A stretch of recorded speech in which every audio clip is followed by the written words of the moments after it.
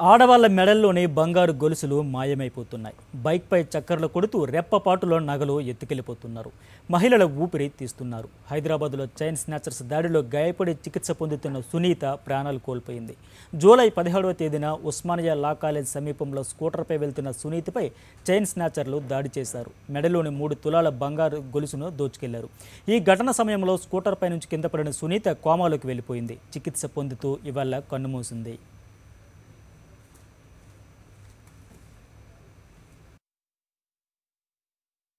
ఏం జరిగింది సార్? వాళ్ళ బాబు వాళ్ళ అమ్మ వెహికల్పై వెళ్తున్నారు సార్. వెళ్ళేసి ఇంటికి వస్తున్నారు. ఇంటికి వస్తుంటే అతను మంచి స్టూడెంట్ లాగానే ఉన్నాడు సార్. ఆడు దొంగ కాదు, స్టూడెంట్ లాగుండి తన బాబుని నడిపిస్తుంటే వాళ్ళ మమ్మీ వెయిట్ ఇట్లా పట్టుకొని కూర్చుంటుంది. కాస్త లావ్ పర్సనాలిటీ ఇలా పట్టుకొని కూర్చుంటే చైన్ లాక్కెళ్ళి సార్. చైన్తో పాటు ప్రాణాన్ని కూడా తీసుకెళ్ళిండు సార్. తను ఆ చైన్ ఎంత గట్టిగా లాగితే తన వెయిట్ సిప్ అయ్యాను, కింద పడిపోయి ఇమీడియట్గా ప్రాణాలు వదిలేసింది. ఇమీడియట్గా ఎఫ్ఐఆర్ ఇచ్చాం సార్, అన్నీ చేశాను సార్.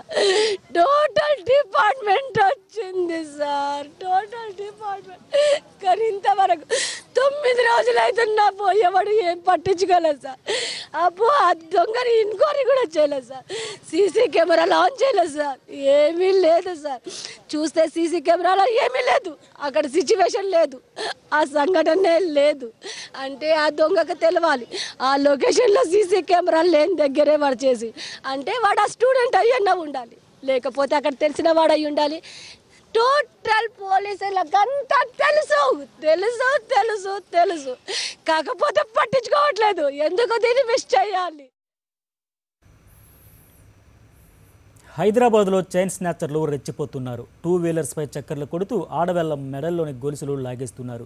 దొంగ అనేలోపే కళ్ళుగప్పి తప్పించుకుంటున్నారు. తల్లి చైన్ స్నాచర్ల బారిన పడి కోమాలోకి వెళ్లి ప్రాణాలు కోల్పోవడంతో ఆమె కొడుకు తల్లడిల్లిపోతున్నాడు. తను బ్రతికిలేదు. 17th నాడు 3:30కి ఓయూ క్యాంపస్ నాడు ఆర్ట్స్ కాలేజ్ ఎదురుగా మా తమ్ముడు మా మదర్ వెళ్తుంటుంటే మా మదర్ వన్ సైడ్ కూర్చున్నారు. వెనకలికించి పల్సర్ బండి నుంచి వచ్చేసి మా మదర్ది చైన్ లాగేసుకున్నారండి. చైన్ లాగేసుకున్నానికి అప్పుడప్పుడే మా మదర్ కింద పడిపోయి తనకు హెడ్కి చాలా సీరియస్గా ఇంజురీ అయిందండి. ఇంజురీ కావడం వల్ల మేము ఇమీడియట్గా అంబులెన్స్ అంటే ఆటోలోనే మేము అంటే ఇక్కడ సాయి కృష్ణ న్యూరో హాస్పిటల్ దగ్గరికి వెళ్ళామండి. వెళ్ళేసే లోపల అక్కడ మాకు డాక్టర్ చెప్పారు 50-50% అని బతకపోవచ్చు అని చెప్పారండి.